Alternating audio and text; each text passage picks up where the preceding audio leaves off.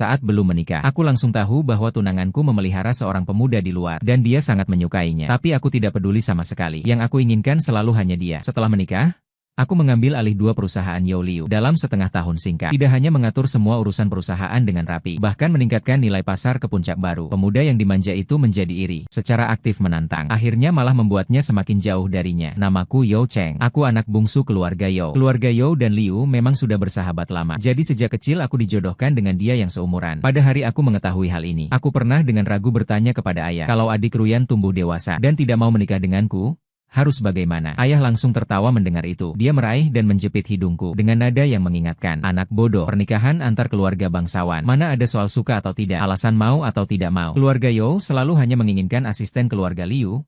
Cheng, kamu harus ingat, misi kamu adalah membuat grup Yao semakin kuat dan besar. Tapi jangan meniru kakakmu yang tidak berguna. Begitulah.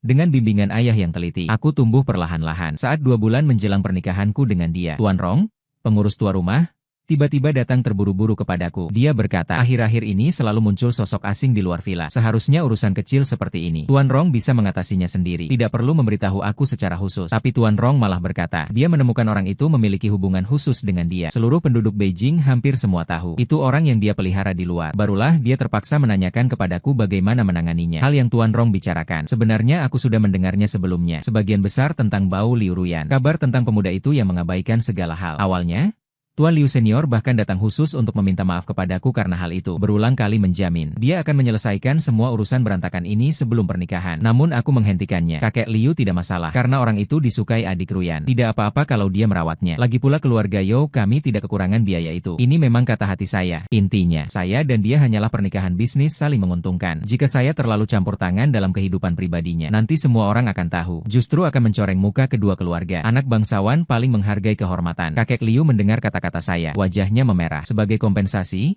dia mengirimkan beberapa bisnis besar secara pribadi. Saya tentu saja menyambutnya dengan senang hati. Saya juga semakin menutup mata pada urusan luarannya. Menutup satu mata, menahan pikiran. Saya menyuruh Paman Rong segera menyiapkan mobil. Saya ingin pergi sendiri menemukannya untuk berbicara baik-baik. Saat tiba di Villa Liu Ruyan, dia sedang berdekatan dengan pemuda itu. Sangat mesra, tak terkatakan. Dibandingkan dengan saya, tunangan sah yang resmi. Mereka berdua malah lebih seperti pasangan suami istri yang berbahagia. Ketika melihat pemuda itu, dia sengaja mengangkat dagunya ke arah saya. Kesombongan di matanya tidak disembunyikan. Sebenarnya sejak dalam perjalanan, saya sudah menyuruh orang memeriksa semua latar belakang pemuda itu. Ren Jingyue, mahasiswa tahun ketiga di Universitas Olahraga Dunia. Baru berusia lebih dari 20 tahun. Di keluarganya ada seorang ibu yang sakit parah. Dan itu juga demi mengumpulkan biaya pengobatan ibunya. Dia harus belajar sambil bekerja. Suatu hari saat bekerja, dia diganggu oleh sekelompok preman. Kebetulan dia melihatnya. Liu Ruyan menyukai penampilannya. Bersedia memberi uang untuk membantunya. Sejak itu, dia terus mengikutinya. Saat melihat data yang dikirim asisten, saya masih agak sulit percaya. Dia ternyata menyukai tipe seperti ini. Namun setelah melihat orangnya, saya mengerti. Seorang pemuda atlet berpostur tinggi dan sehat, namun memiliki wajah lembut seperti gadis kecil. Berlaku seperti ini?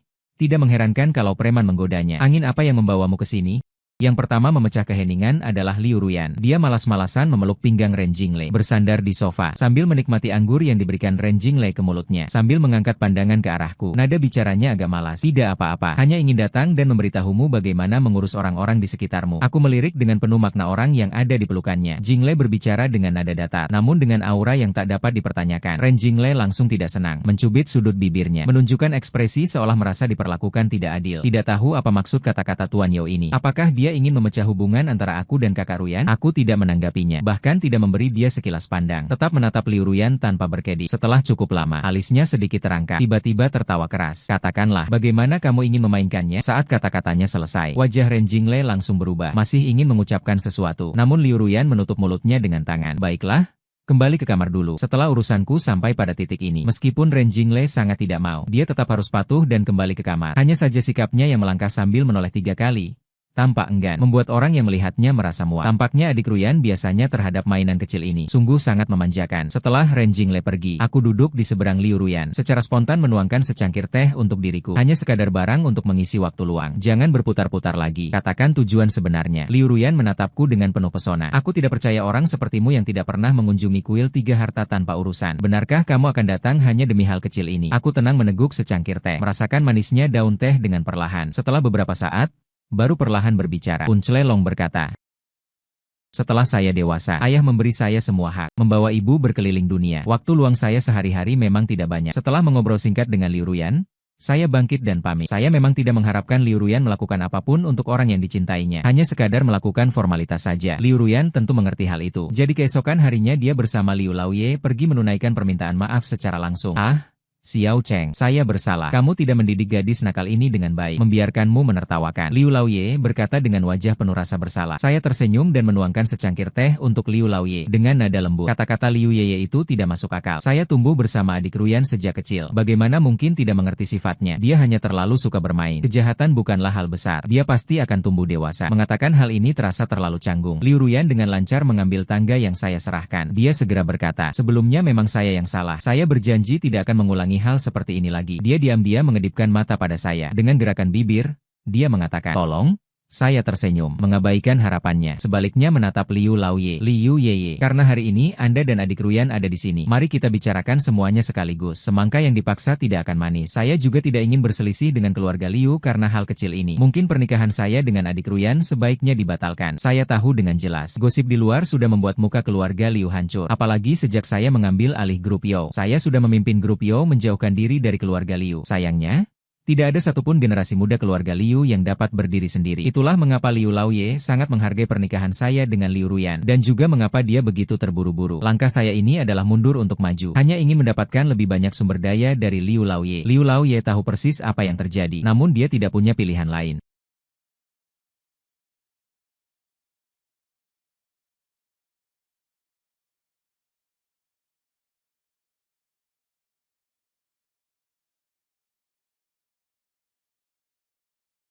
Jawabannya sudah jelas sejak lama. Aku mengangkat sudut bibirku, tidak melanjutkan pembicaraan. Paman Rong matanya bersinar. Jelas dia sudah mengerti maksudku. Terus-menerus memuji. Benar-benar layak disebut tuan muda. Strategi dan taktik ini sangat mirip dengan tuan pada masa itu. Pujian Paman Rong agak berlebihan. Aku menggelengkan kepala dengan tak berdaya. Juga tidak menghilangkan semangatnya. Sebaliknya, aku memintanya duduk menemaniku minum teh. Omong-omong, Paman Rong, besok tolong kirimkan beberapa daun teh ini ke Liu Ruyan. Teh di rumahnya sangat tidak enak. Aku tiba-tiba teringat sesuatu, menambahkan satu kalimat. Baik, tuan muda. Paman Rong mengangguk setuju. Berbalik ingin pergi?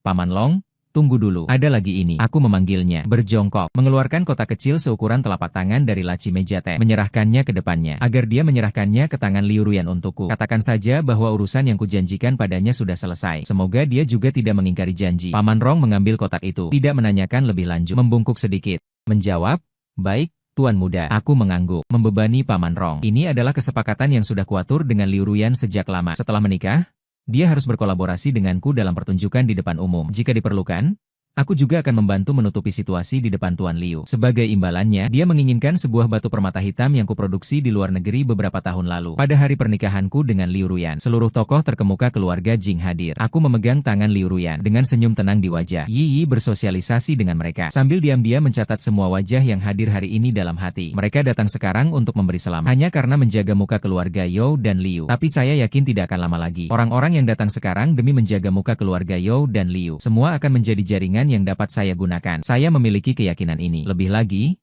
saya yakin bisa membawa grup Yo ke tingkat yang jauh melampaui harapan ayah saya. Xiao Cheng?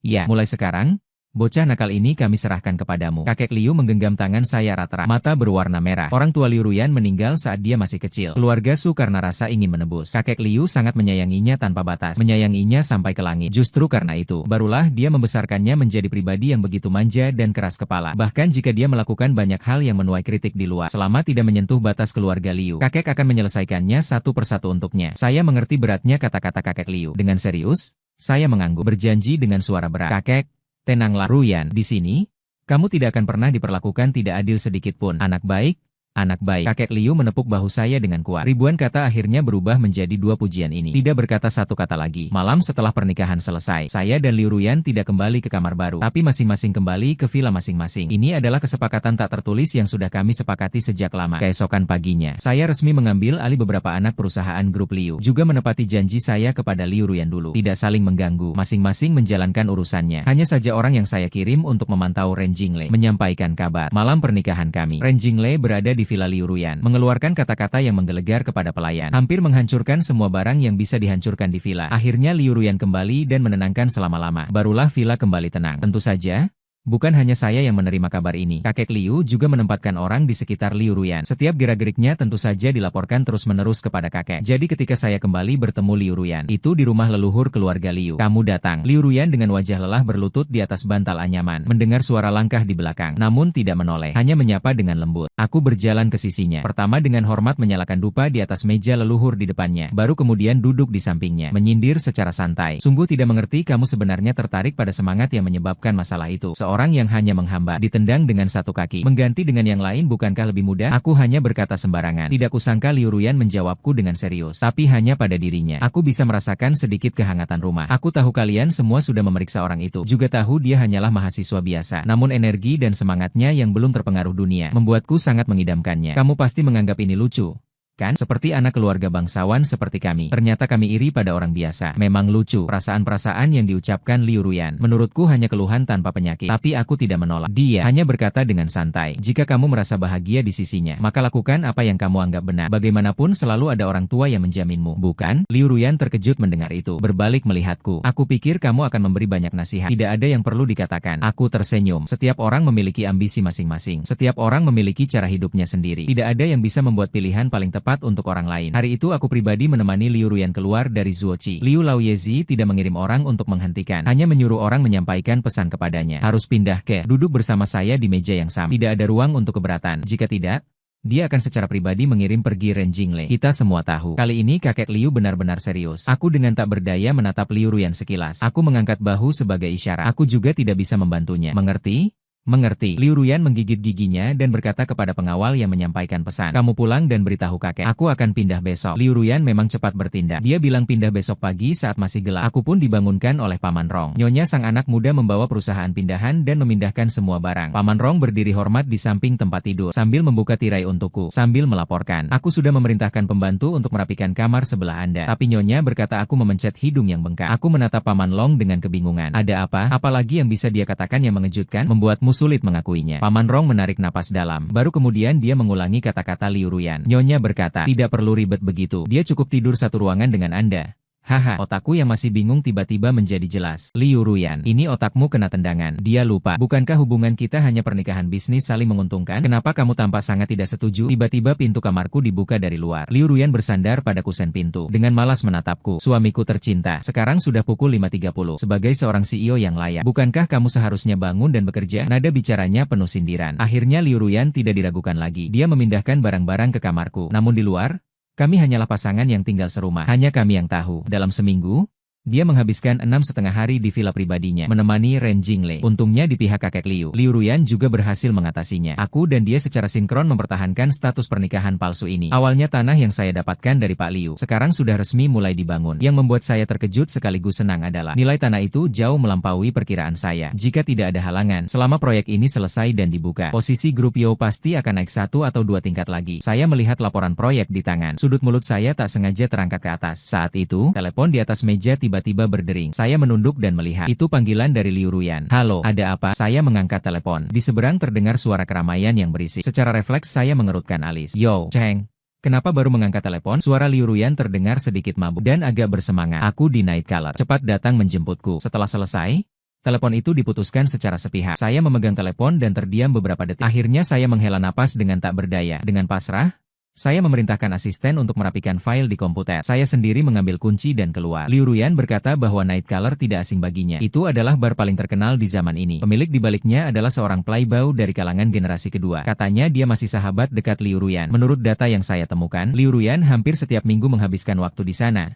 Mabuk dan melamun. Oh ya, tempat dia menemukan Ren Jingle dulu. Tampaknya juga di Nightcaller. Kalau begitu, dia terlalu mabuk untuk mencari hiburan. Justru dia memintaku datang. Sebenarnya dia mau apa? Pertanyaan itu berputar di kepalaku terus. Sampai Papa Nightcaller muncul di depan mata. Saya pun tidak bisa memahaminya. Saya turun dari mobil. Sesampainya di pintu bar, saya melihat seseorang yang mabuk terhuyung-huyung. Liu Ruyan yang sendirian duduk di pintu. Saya melangkah 2 atau 3 langkah mendekat. Berjongkok di depannya. Tanya, apakah masih bisa berdiri? Liu Ruyan mendengar suara itu dan mengangkat kepalanya dengan kebingungan. Tatapan matanya melamun. Bibir merahnya terbuka setengah. Setelah beberapa saat, barulah ia berusaha memfokuskan pandangannya. Dengan seolah-olah tiba-tiba menyadari, ia membuka mulut. Yo Cheng, kamu datang? Masih bisa berdiri? Aku akan mengantarmu kembali. Aku mengulurkan tangan untuk menolongnya berdiri. Namun Liu Ruyan tidak bisa berdiri dengan stabil. Dia langsung terjatuh ke dalam pelukanku. Berhenti, kamu brengsek. Mau melakukan apa pada Ruyan? Tiba-tiba suara marah keras terdengar dari belakang. Sebelum aku sempat menoleh, aku langsung didorong keras satu langkah ke belakang. Lalu sebuah pukulan keras menghantam wajahku. Tanpa peringatan, aku terpaksa mundur beberapa langkah karena pukulan itu. Ren Jingle meluncur dari belakang. Dia cepat-cepat menahan Liu Ruyan yang hampir jatuh, memandangku dengan tatapan garang. Kau mau melakukan apa pada kakak Ruyan? Tanpa alasan? Aku mendapat satu pukulan. Kemarahan dalam hatiku langsung memuncak. Aku tertawa sinis. Dengan suara dingin berkata, ini istriku. Kamu bilang aku ingin melakukan apa? Wajah Ren Jingle berubah sesaat. Lalu cepat kembali tenang. Kau hanya mengambil nama saja. Kakak Ruyan hanya mencintai aku satu-satunya. Aku beritahu kamu. Jangan berpikir karena kamu orang keluarga Yo, aku akan mengkhianatimu. Aku tidak akan membiarkanmu membawa kakak Ruyan pergi. Saat Ren Jingle berbicara, dia memeluk tangan Liu Ruyan yang menyeramkan. Tanpa sadar menekannya lebih erat, seolah-olah untuk memberi keberanian pada dirinya. Dengan sengaja menaikkan volume suaranya. Tempat kami berada tepat di depan pintu bar. Dia berteriak. Para tamu di sekitarnya berhenti. Mereka semua menoleh. Sebagai seorang anak bangsawan yang mendapat pendidikan elit, aku tidak akan membiarkan diriku di depan umum dijadikan tontonan seperti monyet. Membuang muka keluarga Yo sepenuhnya. Lalu aku menahan rasa tidak senang di dalam hati. Menatap Liu Ruyan yang berada di dalam pelukannya. Dengan suara dingin berkata, aku tahu kamu bisa mendengar kami berbicara. Bayi kecilmu sudah datang. Sekarang kamu mau aku mengantarmu kembali? Atau kamu pergi sendiri bersamanya? Apakah masih perlu ditanya? Kakak Ruyan jelas berhubungan darah. Kata, aku, yang diucapkan Ren Jingle belum selesai. Tiba-tiba dipotong oleh Liu Ruyan. Aku ikut kamu pergi. Ekspresi puas di sudut mulut Ren Jingle langsung membeku. Dengan tidak percaya, menunduk melihat Liu Ruyan. Dengan rasa tidak adil, mengerutkan bibir. Kakak Ruyan baik. Meskipun Liu Ruyan sudah terlalu banyak minum, tapi pikirannya masih tetap jernih. Dia dengan lembut menyentuh wajah Ren Jingle. Setelah beberapa saat, dia berbalik ke arahku dan berkata pelan, maaf merepotkanmu. Sekarang aku benar-benar tidak mengerti Liu Ruyan. Katakan dia mencintai Jingle. Mungkin itu cinta. Namun cinta ini belum sampai membuatnya sombong karena dimanja. Kalau dikatakan tidak cinta,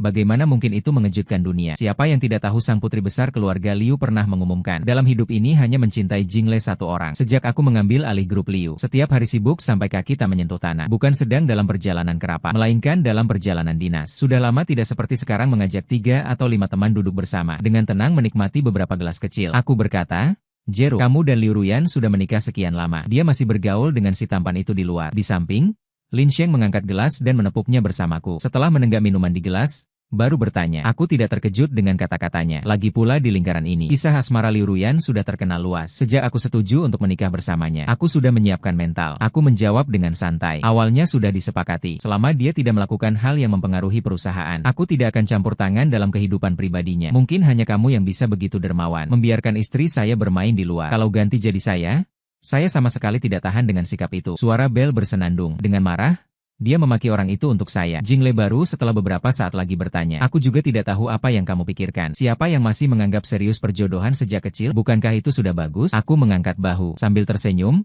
aku mengangkat gelas ke arahnya. Dia main urusannya. Aku urus urusanku. Tidak saling campur urusan. Ya sudah, lagi pula aku juga tidak bisa mengalahkanmu dalam argumen. Lin Sheng mengangkat tangan. Tapi hari ini temanku memanggil beberapa cewek untukmu. Kamu juga sudah tidak muda lagi. Siapa tahu kamu bisa menemukan cinta sejati. Kata Lin Sheng baru selesai. Dia langsung bertepuk tangan. Beberapa gadis muda yang cantik langsung masuk dari luar. Mereka semua tampak sangat muda. Lin Sheng menatapku sambil mengedipkan mata. Dia menurunkan suara dan bercanda. Kita gunakan sihir untuk mengalahkan sihir. Aku mendengarnya, merasa marah sekaligus tertawa. Aku hampir mulai menolak Yu Guang. Tapi tiba-tiba melihat di antara kerumunan yang masuk. Di sudut ada sosok yang sangat familiar. Aku mengangkat alis sedikit. Aku mengangkat tangan menunjuk ke gadis itu dan berkata, siapa namanya? Aku bilang trik ini berhasil? Ya, wajah Lin Sheng langsung berseri. Dia melihat ke arah yang kutunjuk. Pandangan jatuh pada gadis itu. Adik kecil. Kita? Pak Yo? Mau tanya kamu. Perkenalkan diri dulu. Lin Sheng memang punya sedikit aura nakal. Orang muda biasanya melihatnya akan terkesan. Apalagi gadis yang aku panggil ini. Tubuhnya bergetar ringan. Dia menekuk leher sedikit. Lalu dengan malu-malu menjawab, namaku Ren Miao. Ren Miao, 20 tahun. Wanita berbakat dari Akademi Seni. Latar belakangnya adalah anak yatim. Aku malah mengerutkan alis. Aku melihat anak yatim itu mungkin tidak menatapnya. Wajah itu mirip sekitar 7-8 bagian dengan Ren Jingle. Ditambah lagi dengan nama keluarga yang persis sama. Aku sudah mulai menebak dalam hati. Aku memerintahkan bawahan untuk terus menggali data detail tentang Ren Miao. Setelah itu, aku mengalihkan perhatian kembali. Dengan tampak santai, aku bertanya, tidak tahu bagaimana Nona Ren bisa datang kerja di sini karena kekurangan uang. Ren Miao tampak sangat gugup. Meskipun duduk di sampingku, tubuhnya tetap kaku lurus. Aku bisa melihat, ini bukan pura-pura sengaja. Suara Ren yang kekurangan uang semakin pelan. Setelah dewasa, panti asuhan tidak akan lagi memberi bantuan kepada orang-orang seperti kami. Jadi aku ingin memanfaatkan liburan untuk menghasilkan uang biaya kuliah. Dengar kata teman sekelas. Bar ini, Meskipun hanya paruh waktu, gajinya juga tinggi. Maksudnya dari kata-kata itu, dia tampaknya tidak tahu pengalaman dibawanya masuk, bahwa dia ditugaskan untuk menemani tamu. Tidak mengherankan dia tidak seperti orang lain. Saat melihat aku dan Lin Sheng, dia buru-buru mendekat. Tapi apakah dia benar-benar sesederhana itu? Aku tidak percaya orang yang berkeliaran di tempat seperti ini. Sedikit yang tidak tahu apa-apa tentang pekerjaan mereka. Aku menahan tawa dingin di dalam hati, tanpa membongkar kata-katanya, justru mengikuti penampilannya. Sambil tersenyum, terus bertanya, apakah kamu pernah berpikir untuk mengganti pekerjaan? Atau dengan penampilanmu? Menemukan pria kaya seharusnya tidak sulit, kan? Saat mengucapkan itu, aku terus menatap matanya. Jika kepolosannya hanyalah reaksi bawah sadar yang dipura-pura, pasti akan mengungkap sifat aslinya. Yang tak terduga adalah, Ren Miao hanya terdiam sejenak, lalu perlahan menundukkan pandangannya. Matanya dipenuhi kesedihan yang rumit. Dia menggigit bibir bawahnya, seperti berjuang lama sebelum akhirnya berbicara pelan. Aku tidak mengerti maksud Anda, Pak. Aku punya tangan dan kaki. Aku bisa mendapatkan apa saja yang kuinginkan sendiri. Hal-hal yang memang tak ditakdirkan untukku.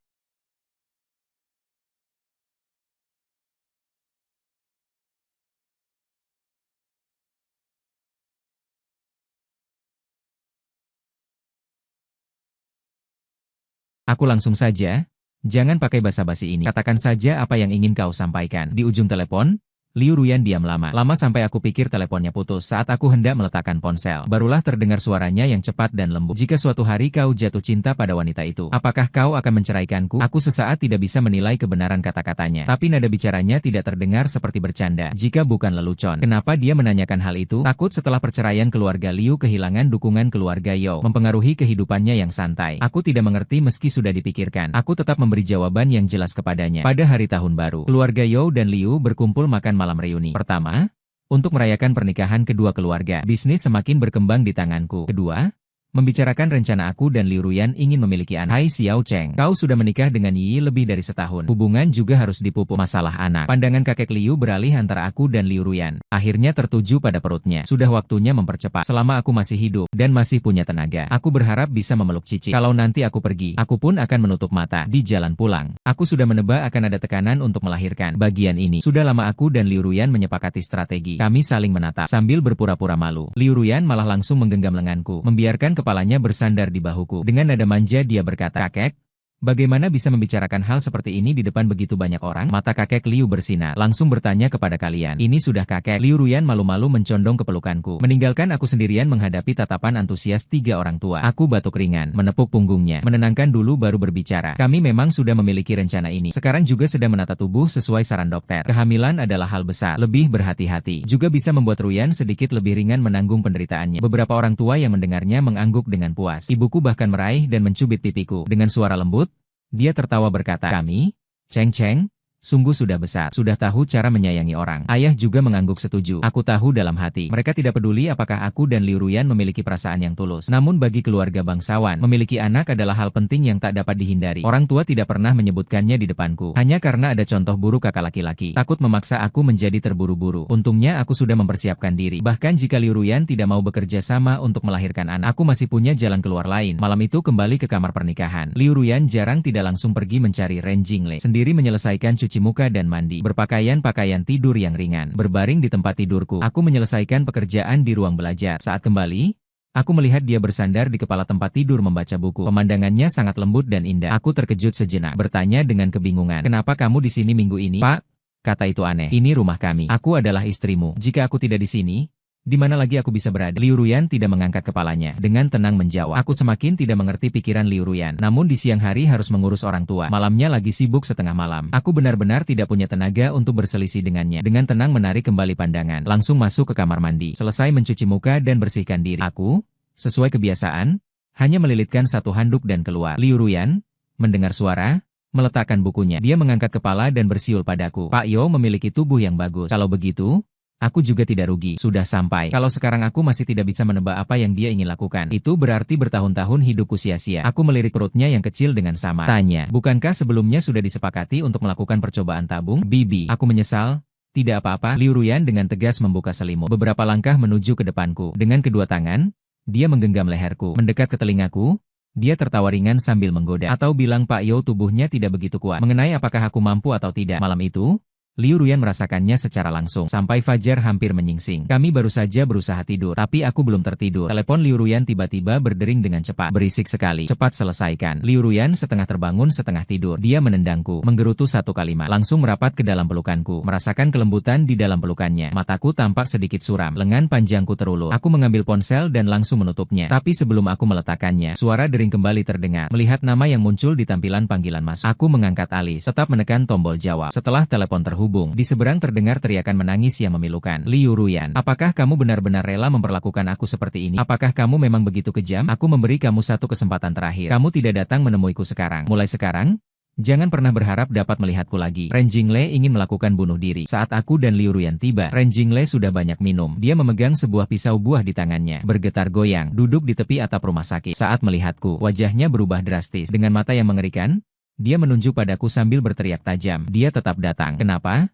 Kenapa kamu mau menikah dengannya? Bukankah kamu bilang paling mencintaiku? Apakah hanya karena keluargaku miskin, tidak cocok denganmu? Jadi kamu tidak mau bersamaku selama bertahun-tahun ini? Ryu, kita sudah bersama selama bertahun-tahun. Aku telah memberikan begitu banyak untukmu. Aku pikir aku bisa menunggumu. Bagaimana kamu bisa begitu kejam? Ren Jingyue memanfaatkan keberanian karena minum. Dia meluapkan semua keluhannya terhadap Liu Ruyan sekaligus. Akibatnya, aku juga tanpa alasan mendapat banyak cercaan. Liu Ruyan diam-diam mendengarkan semua teriakan Ren Jingyue. Dia menatap matanya. Akhirnya hanya tersisa kekecewaan dan keputusasaan yang tak berujung. Setelah lama, dia perlahan berbicara, dengan nada tenang, namun dengan jarak yang tak dapat dipertanyakan. Kamu melanggar batas apa? Ekspresi kegilaan di wajah Ren Jingyue tiba-tiba membeku. Tatapannya kosong. Aku tidak mengerti. Yang aku butuhkan hanyalah hewan peliharaan yang patuh dan manis. Suara Liu Ruyan tidak bergetar sedikit pun. Aku bisa memenuhi semua kebutuhan materialmu. Tapi kamu tidak seharusnya serakah. Tidak seharusnya menginginkan hal yang bukan milikmu. Aku serakah. Ren Jingyue menatap dengan mata terbelalak tak percaya. Emosinya kembali tak terkendali. Kamu pernah bilang bahwa dalam hidupmu hanya mencintai satu orang,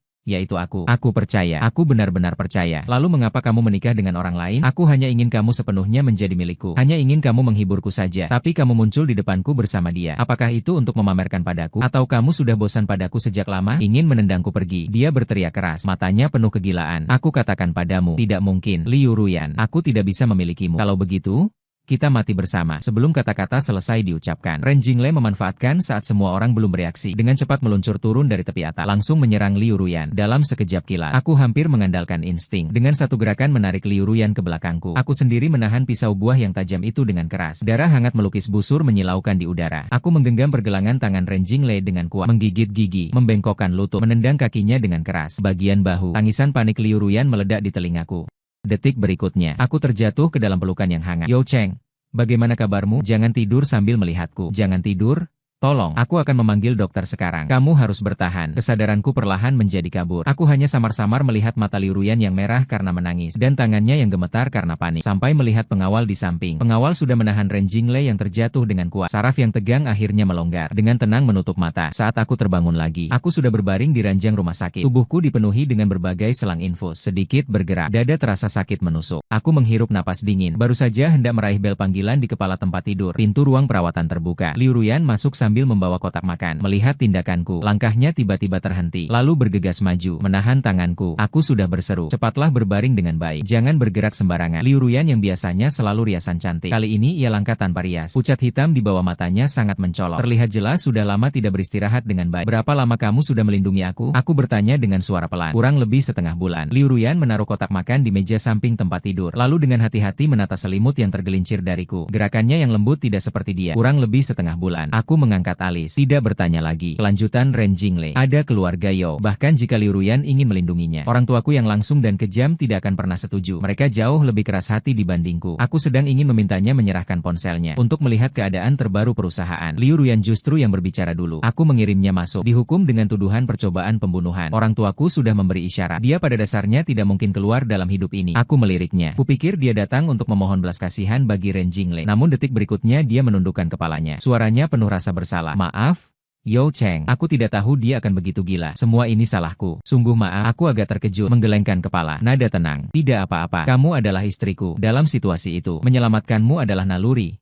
Bukan, aku seharusnya meminta maaf padamu. Liu Ruyan menggigit bibir bawahnya, duduk di tepi tempat tidur, mengambil napas dalam, seolah-olah ia membuat keputusan besar. Menundukkan pandangan, perlahan berkata, dulu, Alasan aku menyukainya hanya karena dia cukup patuh, membuatku merasakan kembali perasaan lama yang dibutuhkan orang. Namun aku tidak pernah menyangka, pikiran dia akan semakin keras, keinginannya juga semakin banyak. Akhirnya malah sampai pada tahap ini. Aku tidak menanggapi. Jujur saja, aku tidak pernah peduli dengan perseteruan antara dia dan Ren Jingyue. Bahkan hari itu ketika aku melindungi dia dari pisau, hanya reaksi naluriah tubuhku. Tidak ada hubungannya dengan cinta, karena dia hanyalah istri sahku secara nominal, sebagai pasangan pernikahan aliansi keluarga Yao. Tapi saat ini aku tiba-tiba mengerti dia sedikit. Aku dan Liu Ruyan mungkin pada dasarnya tipe orang yang sama. Kami terbiasa menyembunyikan perasaan sejati. Tidak ada yang bisa disebut cinta sejati bagi siapapun. Sejak kecil dia kehilangan orang tua. Kakek Liu sibuk dengan urusan bisnis, tidak dapat memberikan cukup waktu bersamanya. Jadi dia sangat kurang rasa aman ketika dia bertemu dengan wanita seperti Ren Jingyue. Saat matanya dipenuhi orang-orang yang sangat membutuhkan dia, barulah secara tidak sadar dia menaruh semua perasaan pada wanita itu. Ini menjelaskan mengapa rumor luar beredar begitu ramai, mengatakan dia adalah wanita yang bermain-main dengan banyak orang. Namun dia telah bersama Ren Jingyue selama bertahun-tahun, namun tidak pernah ada hubungan yang nyata. Siapa sangka putri besar keluarga Liu yang flamboyan ini ternyata juga terobsesi dengan cinta murni yang naif ini. Aku mengerutkan bibir, mengulurkan tangan dari selimut, lembut menyentuh punggung tangannya, sambil tersenyum berkata, "Tidak apa-apa, mainan yang tidak patuh, buang saja. Kalau nanti kamu masih ingin mencari yang baru, aku tidak akan menghalangi. Selama pernikahan kita masih ada. Asalkan kamu bisa memberi aku pewaris di masa depan, itu sudah cukup. Bagi kami yang berasal dari keluarga bangsawan, begitulah masing-masing mengambil apa yang dibutuhkan. Pola hubungan yang tidak mengganggu satu sama lain jelas paling aman dan tepat." Namun Liu Ruyan menahan bibirnya, menggelengkan kepala perlahan, dengan nada tegas, "Tidak perlu lagi." Aku merasa sedikit ragu, tapi tidak menanyakan lebih lanjut, hanya tersenyum menjawab, "Pilihannya terserah kamu. Aku sudah berjanji padamu, tidak akan ikut campur urusan pribadimu. Kalau aku berkata aku bersedia." Begitu kata-kataku selesai, suara Liu Ruyan langsung terdengar, dengan sedikit kegelisahan yang sulit terdeteksi. Dalam keadaan setengah sadar, aku kembali teringat hari itu dia mabuk saat aku pergi menjemputnya. Dia mendekat ke telingaku dan berbisik kata itu, "Yo Cheng, kamu bilang mengapa tidak peduli seberapa keras aku berusaha. Aku tidak pernah melihat diriku di matamu. Tapi aku jelas ingat sebelum mengetahui kita bertunangan. Aku belum pernah bertemu dia. Dari mana sebenarnya dia mengucapkan kata itu? Untuk hal-hal yang tidak bisa kupahami ini, aku juga tidak punya niat untuk menyelidikinya. Kenangan itu bagiku tak layak disebutkan." Aku terdiam sejenak, memandang matanya dengan serius. Dengan pelan aku berkata, "Aku menghormati semua pilihanmu. Jika kamu ingin mencari mainan baru, aku tidak akan menghalangi. Tapi jika kamu berharap kita ke depannya bisa seperti pasangan suami istri normal, berinteraksi seperti itu, aku juga akan berusaha menyesuaikan diriku." Liu Ruyan mendengar itu akhirnya mengangkat kepalanya. Dengan mata merah, dia menatapku lama. Kemudian sudut bibirnya perlahan terangkat. Sebuah senyum tipis yang penuh kelegaan. Begitulah jebakan yang dimulai dari pernikahan paksa ini. Pernah memenjarakan kecintaannya yang khusus, juga pernah memenjarakan jarak antara kita. Dan saat ini mungkin kita berdua telah menemukan jalan yang paling cocok untuk masing-masing. Selesai.